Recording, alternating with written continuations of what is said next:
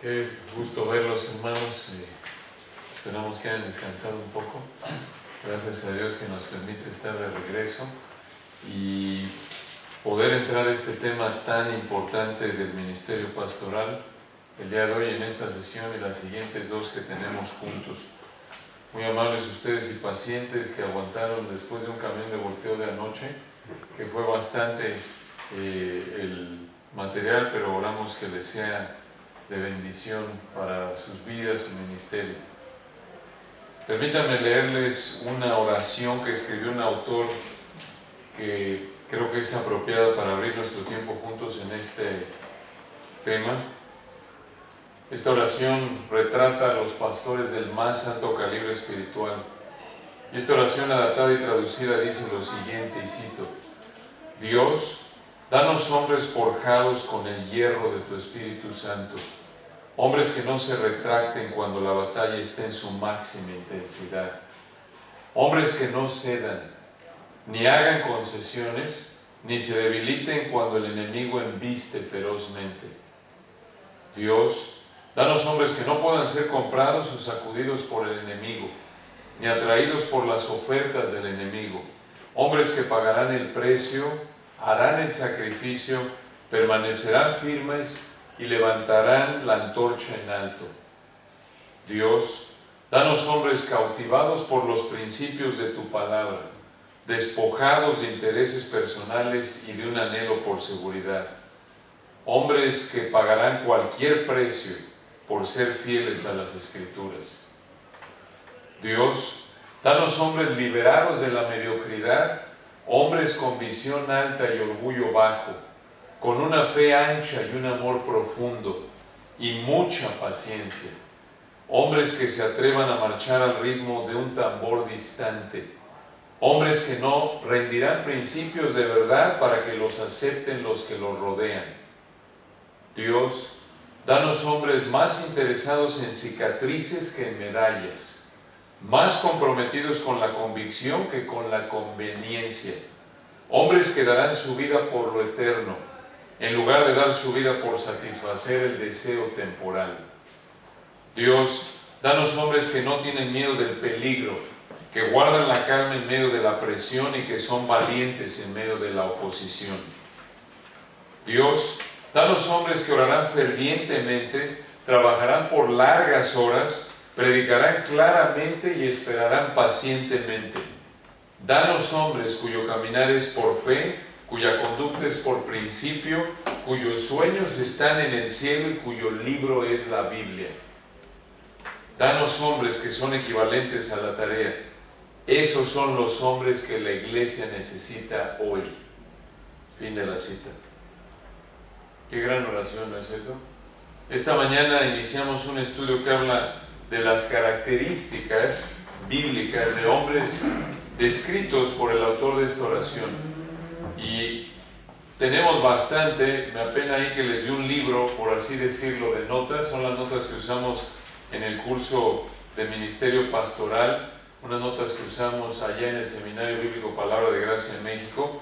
Y como pueden ver en la página 2 de sus notas, este curso está dividido en 3 partes, y esto lo tomé literal ahí de nuestras notas, que desarrollaremos durante las siguientes semanas, porque es un curso extenso. Entonces pueden ver las 3 divisiones: requisitos del pastor, principios de liderazgo y consejos prácticos para el ministerio.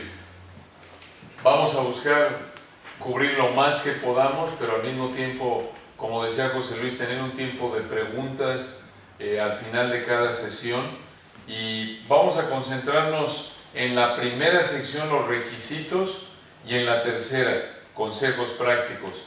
Las notas que tienen ahí de la segunda sección de principios de liderazgo están adaptadas del libro que se llama Liderazgo, escrito por John MacArthur. Es un buen libro que toma principios del viaje misionero de Pablo, ahí, no misionero, más bien ya el viaje en barco, recuerdan la última sección de Hechos, muy útil, y también del libro de Nehemías. Entonces, eso lo vamos a dejar libre, no creo que lo toquemos, y ya ustedes pueden consultar ese libro que pueden leer después, que les puede ser útil.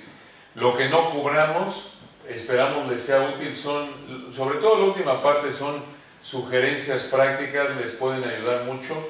En lo que nos vamos a centrar primordialmente es en los requisitos del pastor, y esto lo encontramos en una de las porciones más importantes del Nuevo Testamento para la vida de la iglesia, y es 1 de Timoteo 3, versículos 1 al 7. Un texto que sin duda ustedes conocen, y lo tienen ahí en la página 2 de sus notas, hasta abajo. Aquí encontramos el perfil de un pastor. Y antes de entrar al texto, tienen ahí una sección en blanco en la página 2 para hacerles unos comentarios de introducción que les pueden ser útiles. Aquí encontramos en 1 Timoteo 3, 1 al 7, los requisitos que debe cumplir un hombre para servir como pastor. Este pasaje que vamos a ver en 1 Timoteo 3, 1 al 7, nos ayuda en dos áreas primordialmente, dos áreas, ahí en la página 2 en el espacio en blanco. En primer lugar, cómo identificar a un hombre llamado al pastorado. Hoy vamos a ver a la luz de 1 Timoteo 3, 1 al 7, cómo identificar a un hombre llamado al pastorado. Y como lo explicaremos en un momento, pastorado o servir como anciano es sinónimo, es lo mismo.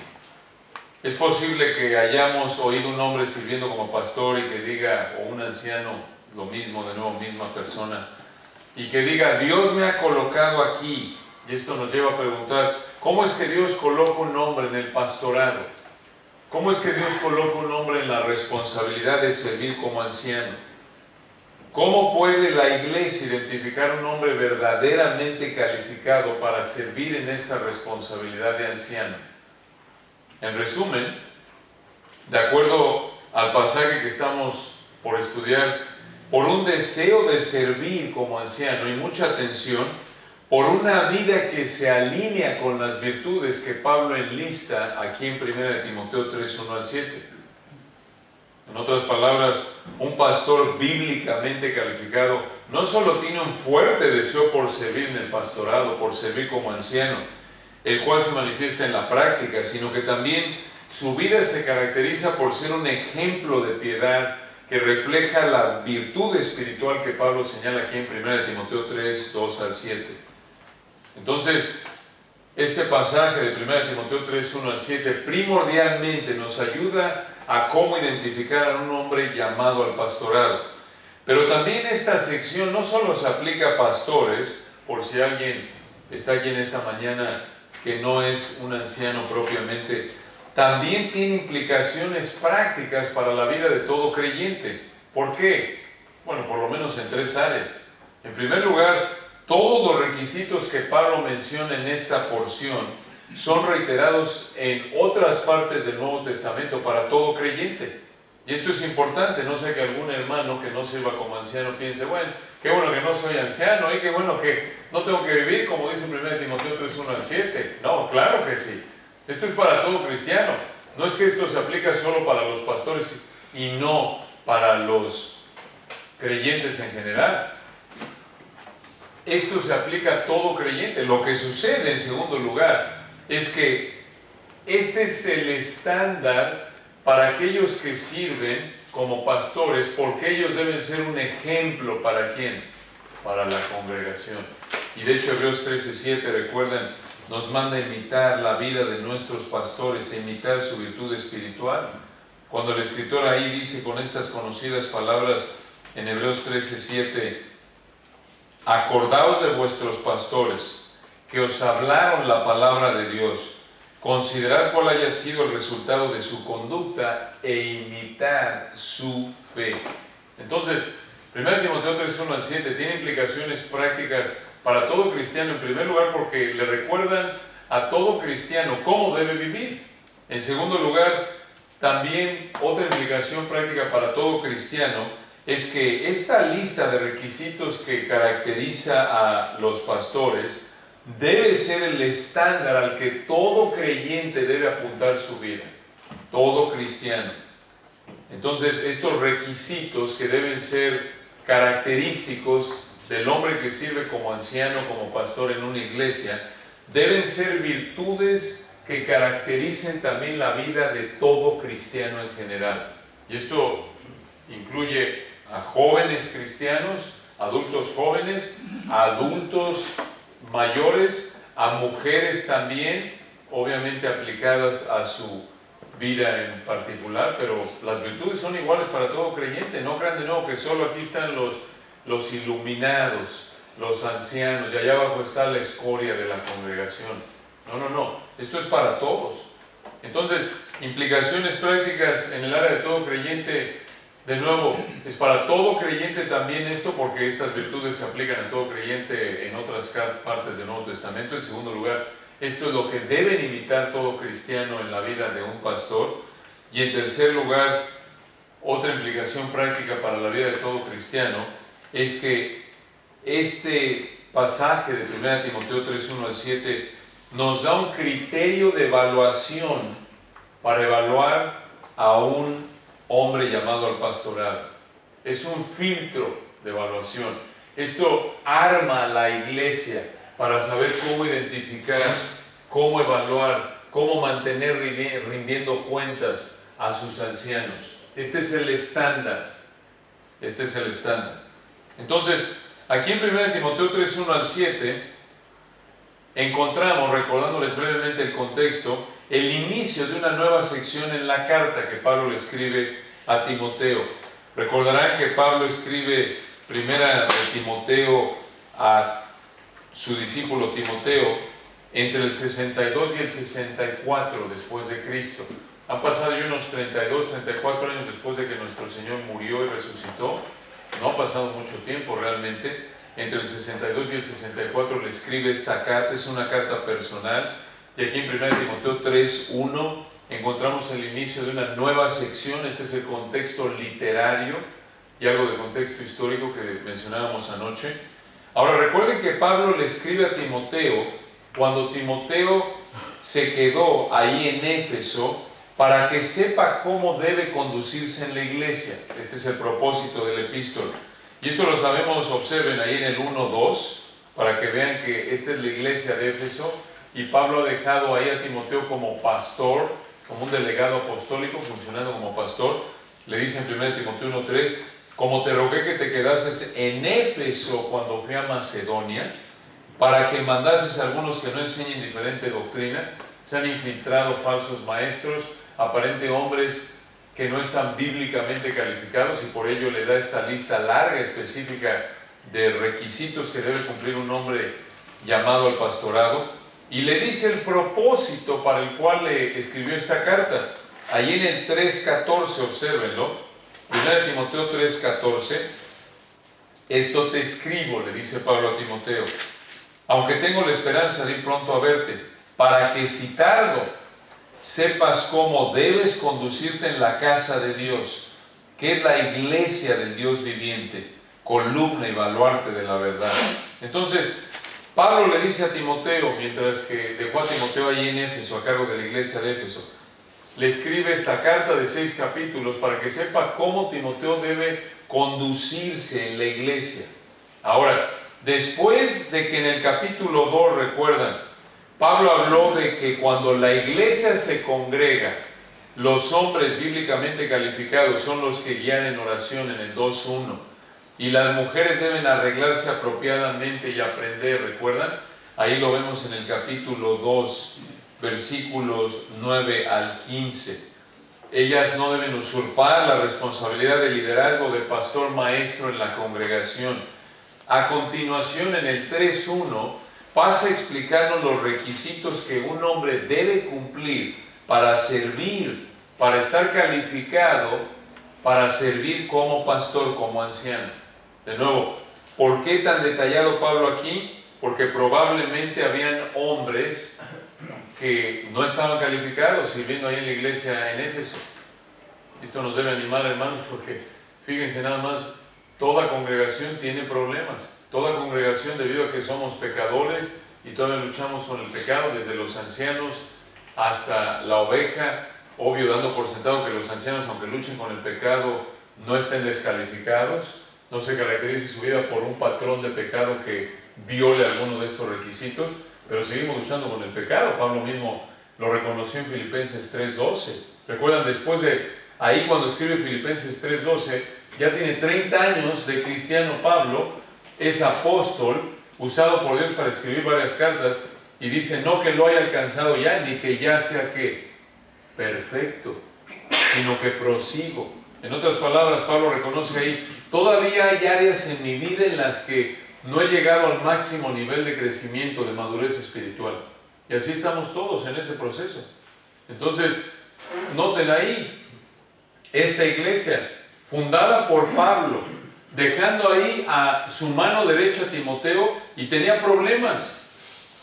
¿Se dan cuenta? Se habían infiltrado hombres que enseñaban falsa doctrina en el 1.3, aparente hombres descalificados en el capítulo 3, y a la luz del 2, mujeres que llegaban al servicio, al culto, no vestidas, no arregladas apropiadamente, buscando llamar la atención a sí mismas, y que estaban usurpando el lugar que Dios había diseñado que tuvieran hombres para guiar el servicio. Y por eso les dice, oigan, no permito a la mujer enseñar ni ejercer dominio sobre el hombre, sino estar en silencio, esto es aprendiendo, no tomando el papel de pastor, de líder en la congregación. Entonces esto por un lado nos debe animar en el sentido de que una iglesia fundada por Pablo, que existía todavía cuando Pablo estaba vivo, a unos 30 años escribe esta carta, ya dijimos, de que el Señor murió, resucitó, tenía problemas. Esto te debe animar en el sentido de que no esperes una congregación perfecta, aunque apuntas a seguir creciendo como a nivel personal, como anciano y como iglesia, siempre buscando seguir presentando, crecer espiritualmente para presentar a Cristo una virgen pura, como decía Pablo a los Corintios, ¿recuerdan? Una iglesia cada vez más madura.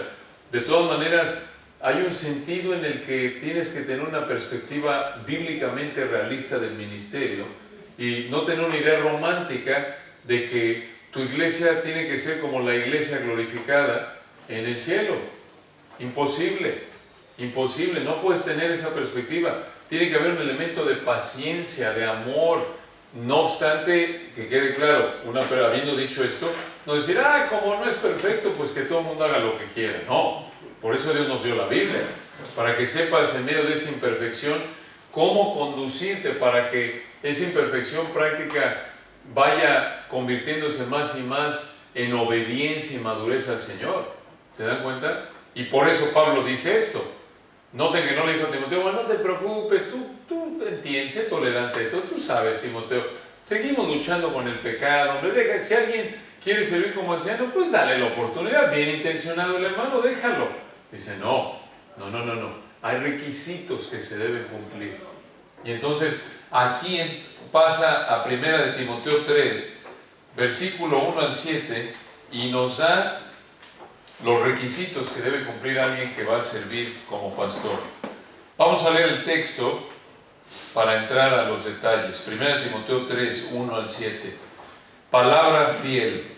Si alguno anhela obispado, buena obra desea, pero es necesario que el obispo sea irreprensible, marido de una sola mujer, sobrio, prudente, decoroso, hospedador, apto para enseñar, no dado al vino, no pendenciero, no codicioso de ganancias deshonestas, sino amable, apacible, no avaro, que gobierne bien su casa, versículo 4, que tenga a sus hijos en sujeción con toda honestidad, pues el que no sabe gobernar su propia casa, ¿cómo cuidará de la iglesia de Dios? No un neófito, no sea que envaneciéndose caiga en la condenación del diablo. También es necesario que tenga buen testimonio de los de afuera, para que no caiga en descrédito y en lazo del diablo. Este gran texto lo podemos dividir en dos partes. Pueden pasar a la página 3 en sus notas. Todo pastor bíblicamente calificado se caracteriza por dos elementos. En primer lugar, un elemento subjetivo, que es el deseo, y en segundo lugar, un elemento objetivo, que es una vida irreprensible. Ahora, noten aquí, buscando ilustrar lo que explicamos anoche, recuerdan de proposición homilética, podríamos hacerlo más personal. Para saber si estás calificado como anciano, debes cumplir con dos elementos, aplicándolo, pero es la misma idea, ¿se dan cuenta? Para saber si tú o si tu pastor, si tu anciano está bíblicamente calificado, tu vida debe caracterizarse por dos elementos. Un elemento subjetivo, deseo, Y en segundo lugar, un elemento objetivo, una vida irreprensible. Ahora observen en primer lugar, versículo 1, un elemento subjetivo ahí en la página 3, el deseo. Observen el versículo 1 en su Biblia. Palabra fiel. Una pausa ahí. Esta es una frase importante. Pablo es el único escritor que usa esta frase en el Nuevo Testamento. Y de todos sus escritos, solo la usa en las epístolas pastorales, ese término palabra fiel. Lo usa en 1 Timoteo, 2 Timoteo y Tito. De las 13 cartas que escribió Pablo en el Nuevo Testamento, esta frase palabra fiel, estas dos palabras en el griego, las usa Pablo solo en las pastorales, en las que llamamos pastorales por el contenido, tiene que ver con asuntos pastorales, 1, 2 de Timoteo y Tito. Y cada vez que Pablo usa la frase palabra fiel, solo la usa, ya dijimos, en las epístolas pastorales, mucha atención, para presentar verdades doctrinales, siempre, excepto por esta ocasión. Es usada esta frase palabra fiel 5 veces para presentar una verdad muy conocida y muy importante para un creyente. Observen las 5 veces que usa esta frase Pablo. Allí en 1 Timoteo 1:15 es la primera vez que la usa. Si me acompañan o si quieren escuchar nada más, 1 Timoteo 1:15. Palabra fiel, ahí está otra vez, y digna de ser recibida por todos, que Cristo Jesús vino al mundo para salvar a los pecadores, de los cuales yo soy el primero. Y aquí esta palabra fiel en esencia tiene condensada las verdades centrales del Evangelio. 1 Timoteo 1:15, primera vez que la usa. Luego la vuelve a usar aquí en el 3:1, palabra fiel. Si alguno anhela obispado, buena obra desea. Y aquí tiene que ver no tanto con un asunto doctrinal. Esta es la única excepción de las 4 veces que usa la frase palabra fiel, como ya lo dijimos. No obstante, cada vez que Pablo usa esta frase palabra fiel para presentar algo, siempre tiene que ver con una verdad muy conocida por un creyente y muy importante, como aquí. Es sumamente importante saber cómo identificar a alguien a quien Dios ha llamado al pastorado. En el 3:1, palabra fiel, según anhelo obispado. Noten la tercera vez que la usa en el 4:9 de 1 de Timoteo. 1 Timoteo 4:9. Palabra fiel es esta, y digna de ser recibida por todos. ¿De qué está hablando aquí? Esto realmente tiene que ver, noten con el 10, que por esto mismo trabajamos y sufrimos oprobios, porque esperamos en el Dios viviente, que es el Salvador de todos los hombres, mayormente de los que creen.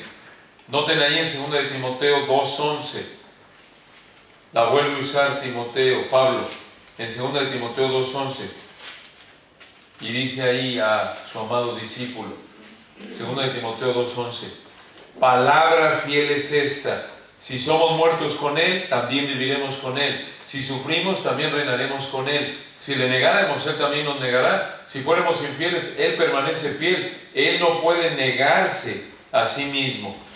Y noten, aquí está hablando de la participación del creyente en la muerte y resurrección de Cristo, y también podría apuntar a la posibilidad de morir como mártir, por lo que vemos en el contexto.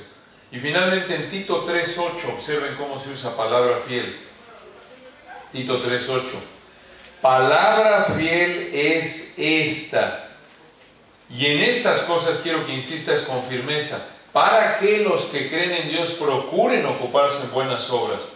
Estas cosas son buenas y útiles a los hombres. De nuevo, aquí apuntando con el fin de que el creyente viva en obediencia para respaldar el evangelio que promovemos, que predicamos, el único evangelio. Entonces, regresando a 1 Timoteo 3:1, palabra fiel está apuntando aquí a que así como las doctrinas que Pablo presenta cada vez que usa esta frase en los otros pasajes, así como esas doctrinas eran muy conocidas y muy importantes para todo creyente, así también el llamado al pastorado es muy importante para todo creyente. Este es un asunto de seriedad extrema. Y Pablo procede a explicar esta palabra fiel en el versículo 1. Observen, dice palabra fiel, regresando a 1 Timoteo 3:1. Si alguno anhela, deténganse ahí. Aquí, hermanos, les digo, esto es muy importante y como es una epístola, vamos aquí a velocidad caracol, no importa, porque tenemos que explorar esto a profundidad. Si alguno anhela, aquí en el griego el orden de esa frase es: si alguno obispado busca o aspira, es la idea, y aquí el enfoque es en el obispado. Si alguno anhela, y está aquí, vamos a ver la anhela en un momento, pero noten aquí el si alguno, si eitis en el griego.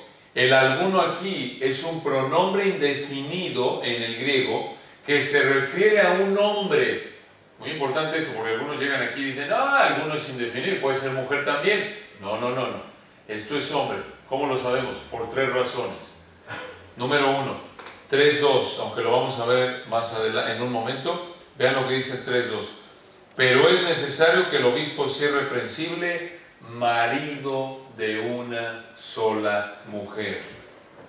El alguno del 3:1, si alguno anhela, es un hombre, porque solo un hombre puede ser marido de una sola mujer. ¿Se dan cuenta? Aunque otra vez el pronombre es indefinido en el griego, se refiere a un hombre por 3 razones. En primer lugar, porque el 3:2 dice que este alguno tiene que ser marido de una sola mujer. Número 2, segunda razón, porque el alguno se refiere a un hombre. Todos los requisitos de los versículos 2 al 7 se presentan en masculino, en género masculino. Se refiere a un hombre. Véanlo en el 3:2.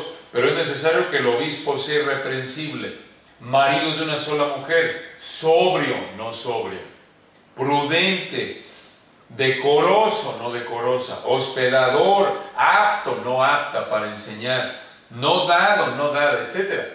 ¿Lo ven? Entonces, este es un hombre.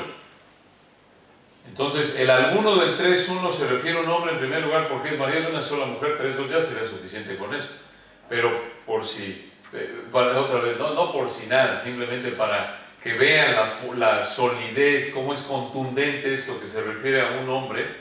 3:2 al 7 se refiere a un hombre. Y finalmente, una tercera razón, porque el alguno es hombre. En el 2:9 al 15, Pablo señala clara y explícitamente que una mujer no debe ser pastora. No debe ser pastora. Véanlo ahí en el 2:9. 1 Timoteo 2:9. Asimismo, que las mujeres se atavíen de ropa decorosa, con pudor y modestia. Por cierto, noten el contexto, hermanos. Otra vez, recuerden, el principio de interpretación más importante es el contexto. Muy bien. Y quiero que vean algo aquí, tomando un minuto. Vayan de nuevo al 3:14 y 15.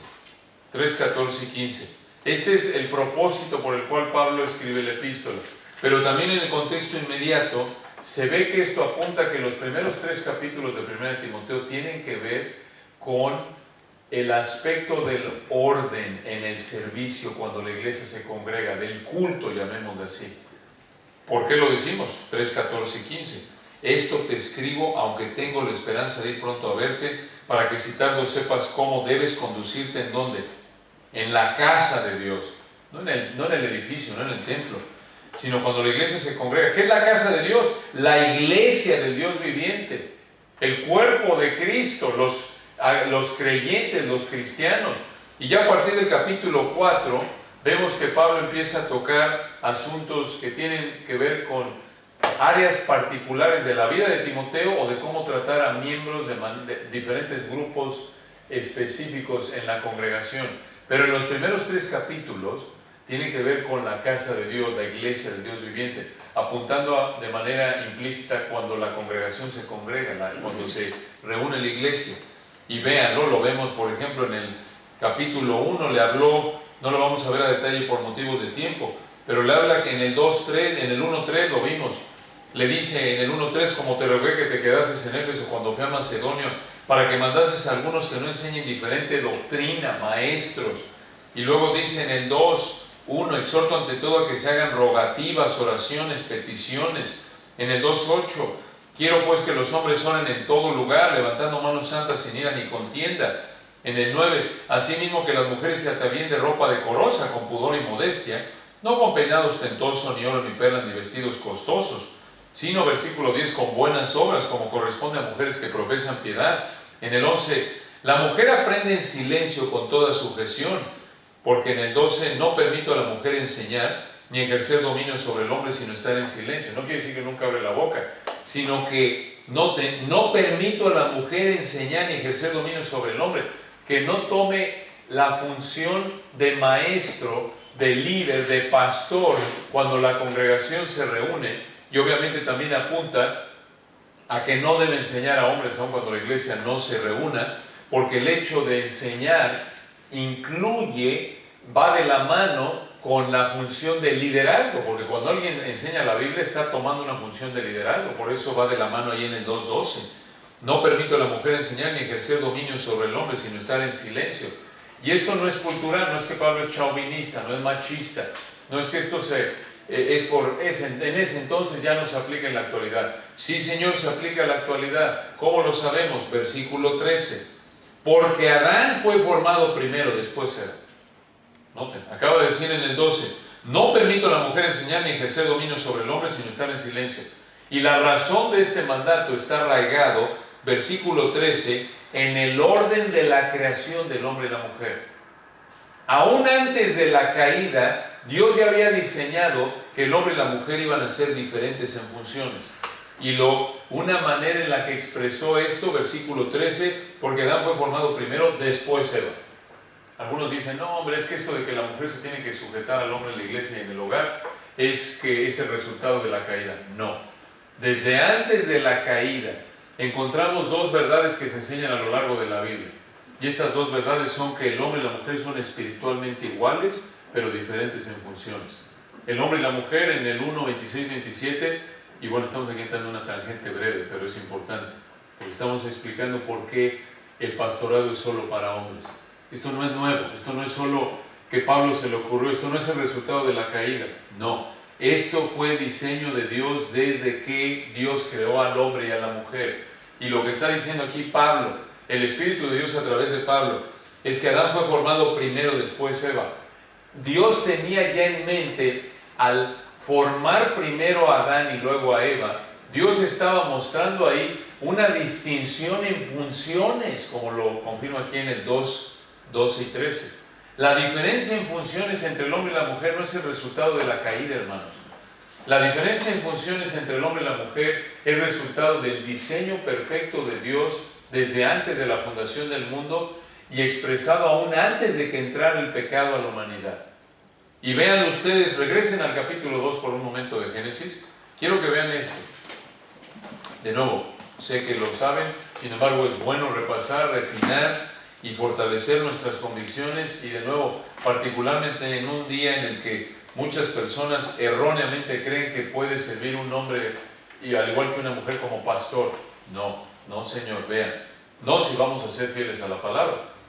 En el 2:27, perdón, Génesis 1:27, noten estas dos verdades de que por un lado somos espiritualmente iguales, hombre y mujer ante Dios, pero con funciones diferentes.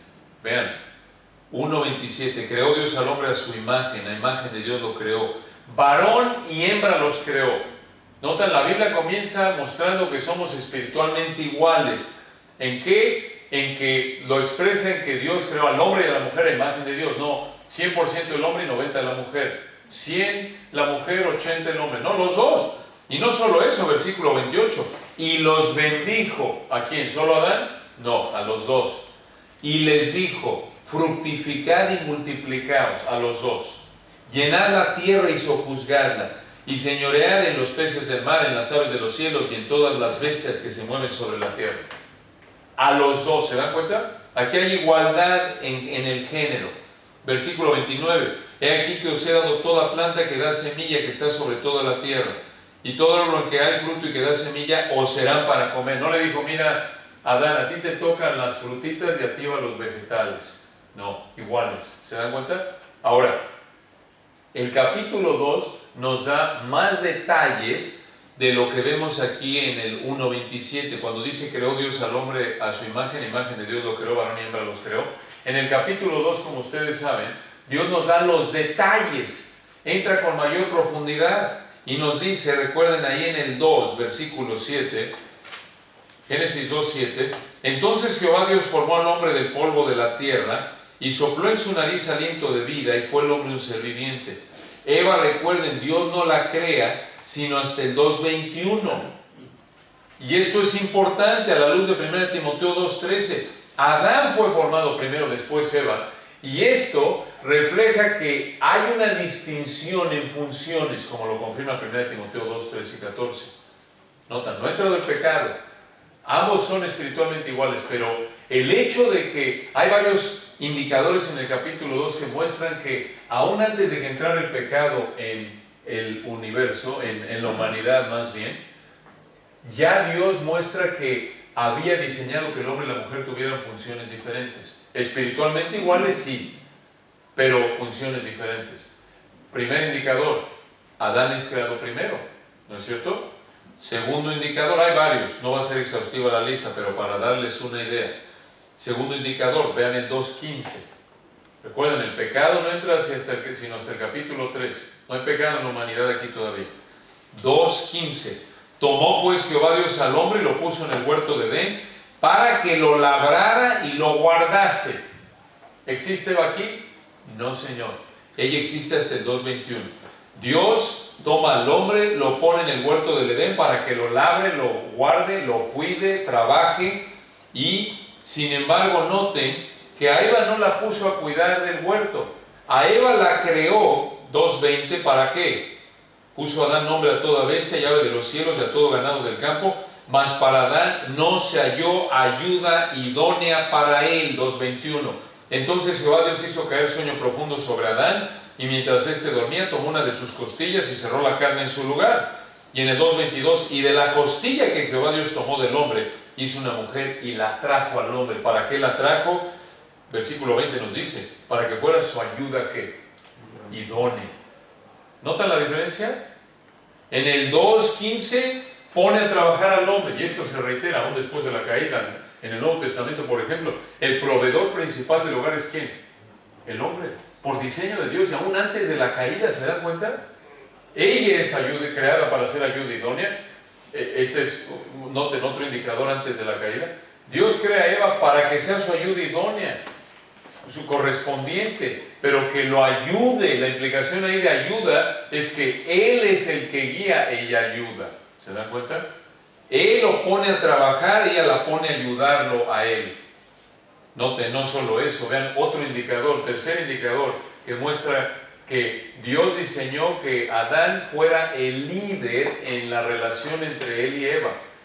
No solo ya lo vimos porque lo crea primero en el 2:7, no solo porque 2:15 tienen funciones diferentes, digamos tareas diferentes, a él lo pone a trabajar, ella la creó para que 2:20 fuera su ayuda idónea. En tercer lugar, noten a quién le da Dios el mandato del árbol. 2:16, mandó Jehová Dios ¿a quién? Al hombre, diciendo, de todo árbol del huerto podrás comer. 17, mas del árbol de la ciencia del bien y del mal no comerás, porque el día que de él comieres ciertamente morirás. Le dé este mandato cuando Eva de nuevo no es creada sino hasta el 21. Y esto es significativo. Adán es el líder espiritual. ¿Se dan cuenta? Adán tenía la responsabilidad en últimas de enseñarle a su mujer lo que Dios le dijo a él de manera directa. ¿Se dan cuenta? Dios pudo haberse esperado a darle el mandato del 2:16 después del 21. En el 22, 21 y 22 es cuando Dios crea a Eva. Y pudo haber dicho en el 2:16, si hubiera ahí después del 22, mandó Jehová Dios al hombre y a la mujer. Interesante, ¿no es cierto? Porque allá en el 1, sí nos dice en el 1:28 que los bendijo Dios y les dijo fructificad y multiplicados.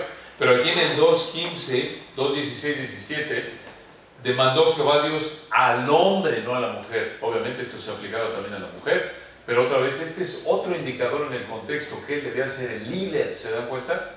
Funciones diferentes. En el 2:18, y ya lo vimos, esta sería la 1, el orden de la creación, el 2:7.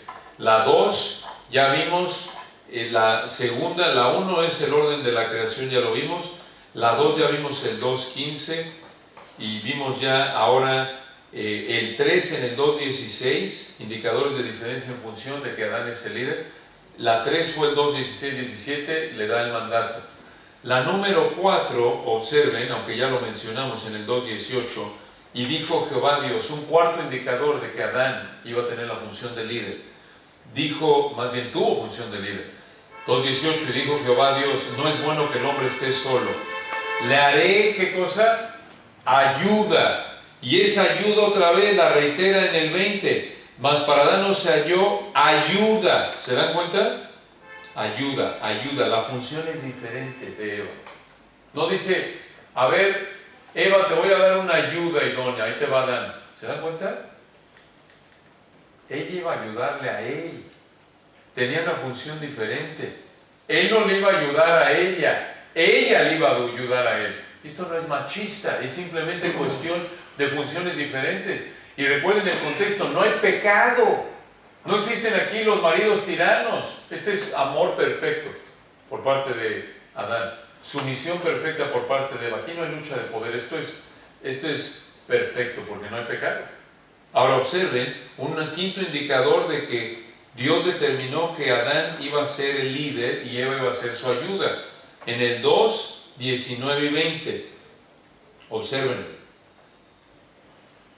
Jehová Dios formó pues de la tierra toda bestia del campo y toda ave de los cielos y las trajo a Adán, no a Eva. Eva todavía no existe, recuerden, para que viese cómo las había de llamar. Y todo lo que Adán llamó a los animales vivientes, ese es su nombre. No consultó con Eva. No lo vayan a tomar esto y lleguen con sus esposas hoy y digan, no voy a consultar contigo.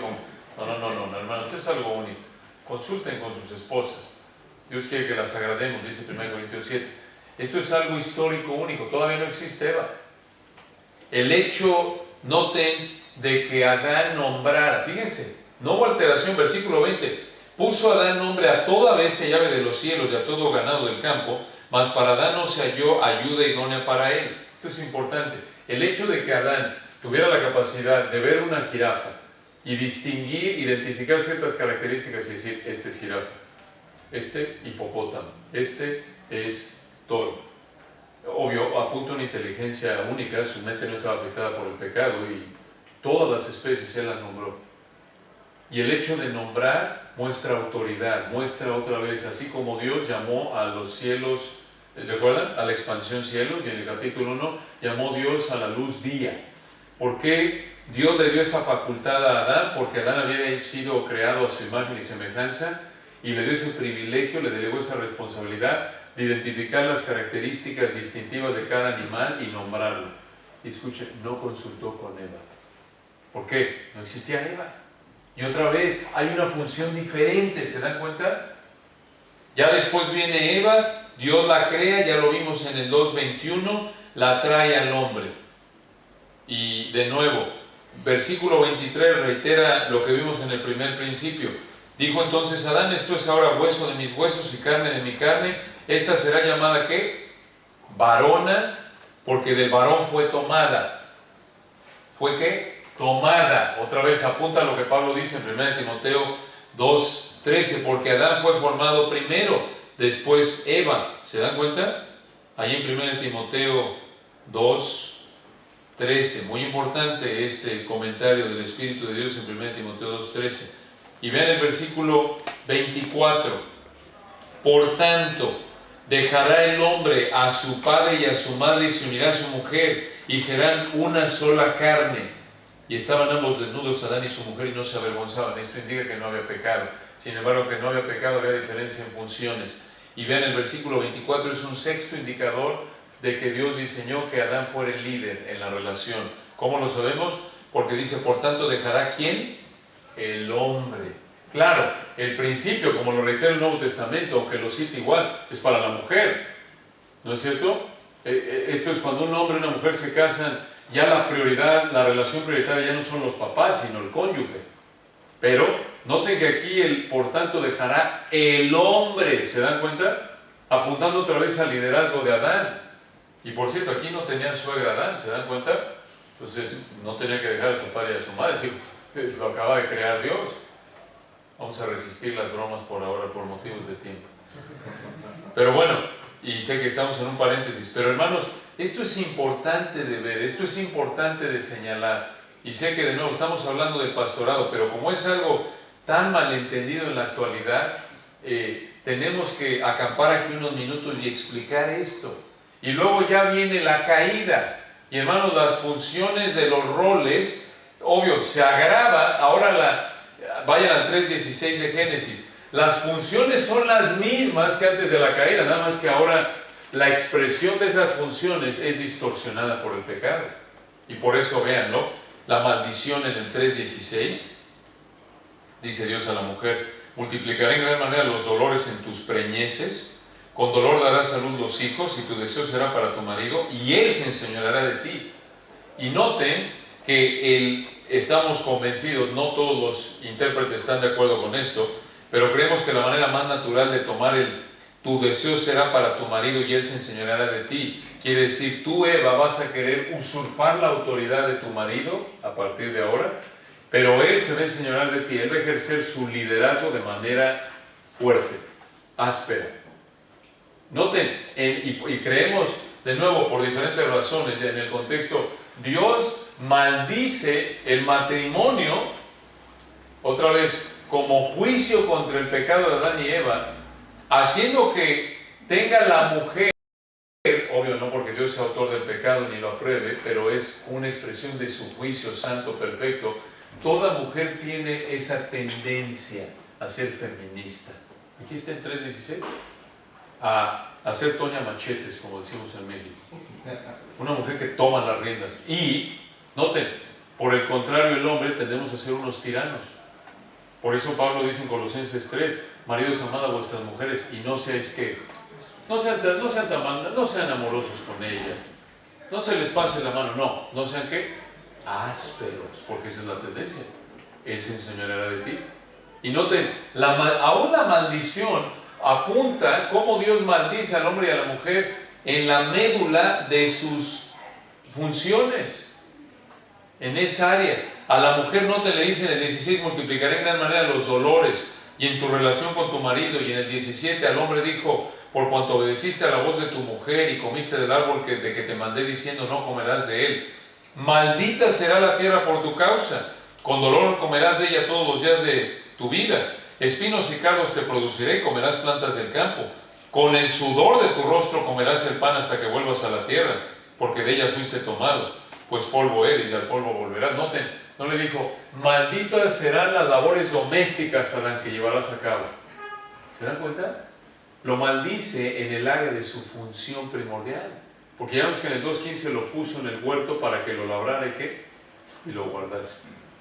Y obvio, en esa sociedad agricultural, la manera en la que se ganaban la vida era pues en el campo y con los animales, claro, agropecuaria también. Pero noten, aún la maldición apunta a diferencia en roles, ¿se dan cuenta? No le dijo a Eva, voy a multiplicar los dolores en tus preñeces y también con dolor comerás del pan. Cuando salgas tú, Eva, ya a trabajar, igual que Adán, vas a ir con sudor. No, el sudor es ¿para quién? Para Adán. ¿Por qué? Porque la implicación aquí es que Adán es el que va a ir, es el proveedor primordial a trabajar, y ella con dolor, ¿qué vas a tener? Hijos. ¿Se dan cuenta? Porque esa es la esfera de función primordial para la mujer, obvio, casada, y si Dios le da hijos. ¿Se dan cuenta? Esto es muy importante, hermanos. Ya estamos de este lado de la caída. Y luego este asunto, otra vez, noten, estos principios de que son espiritualmente iguales y diferentes en funciones se reitera a lo largo de la Biblia. A lo largo del Antiguo Testamento, las mujeres oían la ley igual que los hombres. Lo vemos en Nehemías 8, lo vimos el lunes, ¿recuerdas? Nehemías 8, hombres, mujeres y todos los que podían entender, ¿se acuerdan?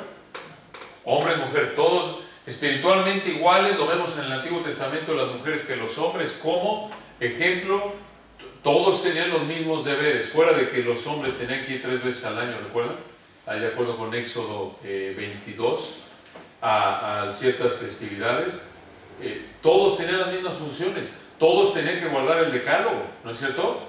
No dice en ningún momento la ley, a Israel bajo el antiguo pacto: oigan, ¿saben qué? Los hombres, cuidadito con esto, y las mujeres, cuidadito con esto y esto.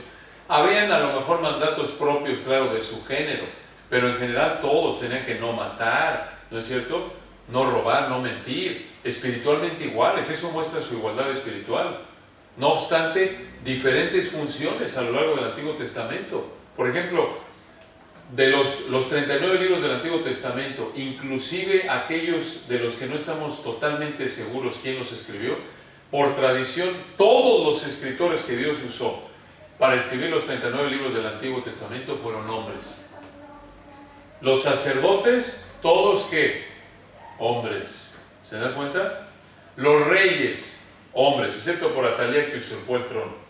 Los profetas, excepto por alguna ocasión histórica de una mujer, por ejemplo la esposa de Isaías, o María la profetisa, la hermana de Moisés en Éxodo 15, porque dijeron algo específico, que Dios les dio ese privilegio. En el Antiguo Testamento, todos los que tuvieron un ministerio profético continuo, permanente, fueron ¿qué? Hombres.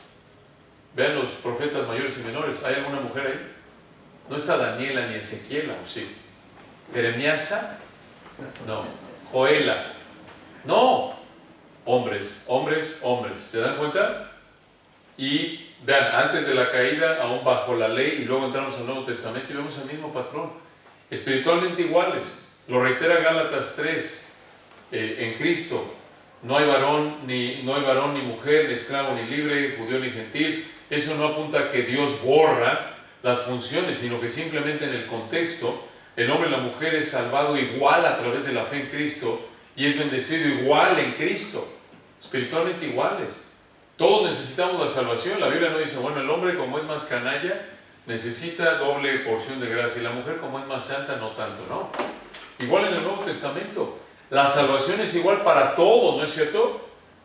El perdón de pecados lo necesitamos todos porque todos somos humanos y eso otra vez confirma que somos espiritualmente iguales. Pero igual en el Nuevo Testamento hay diferencia en funciones. ¿Cómo lo sabemos? Todos los escritores que Dios usó para escribir los 27 libros del Nuevo Testamento son ¿qué? Hombres, ¿no es cierto? ¿Cuántos apóstoles hubieron? 12, y bueno, añadiendo ahí el impostor Judas fue reemplazado por Matías, Pablo, quien fue también un apóstol, aunque fue una categoría excepcional. ¿Hubo por ahí alguna Matea o alguna Tomasa? No. ¿Cuántos apóstoles? 12, y Pablo, y todos fueron ¿qué? Hombres. ¿Se dan cuenta? Hombres. 1 Timoteo 3, los pastores deben ser, es necesario que el obispo sea marido de una sola mujer.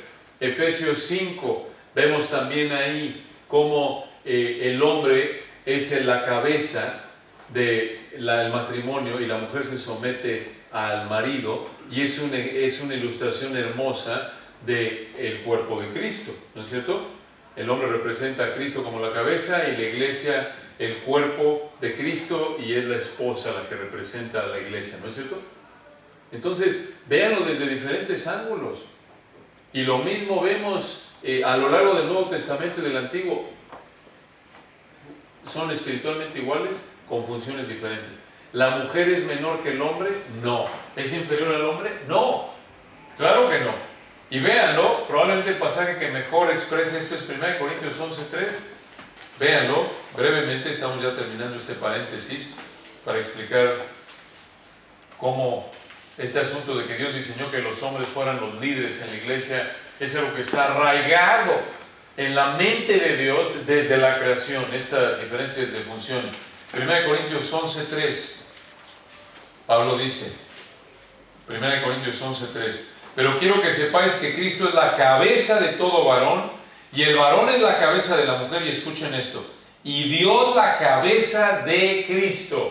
En otras palabras, aunque el Padre y el Hijo son espiritualmente iguales, en esencia son iguales, tienen los mismos atributos, ¿no es cierto? El Padre y el Hijo. Sin embargo, en la encarnación el Hijo voluntariamente se sometió al Padre, por eso dice que el Padre es la cabeza de Cristo. ¿Se dan cuenta? Nos atrevemos a decir que Cristo es inferior al Padre porque dice el versículo 13 ahí que Dios Padre es la cabeza de Cristo. Estamos diciendo que Cristo es un subdios, o que es 90% Dios porque se sometió al Padre? Por supuesto que no, eso sería una herejía, ¿no es cierto? Yo y el Padre uno somos. Son idénticos en esencia, en atributos, ¿no es cierto? Idénticos, en esencia iguales, en naturaleza iguales. El Hijo no es inferior al Padre porque se sometió al Padre en términos de funciones para cumplir el plan de redención, ¿verdad? Y es lo mismo en la vida humana. El hecho de que Dios haya diseñado que la mujer se someta al hombre en la iglesia, en el liderazgo de la iglesia o en el hogar, no quiere decir que la mujer es inferior al hombre. Así como Cristo no es inferior al Padre porque se somete al Padre para cumplir la función que el Padre diseñó. ¿Se dan cuenta? Tenemos que recordar esto y enseñarlo a nuestras hermanas, a hermanos, a la iglesia, porque por las mentiras del mundo llegamos a pensar es que el hombre y la mujer son iguales en todo.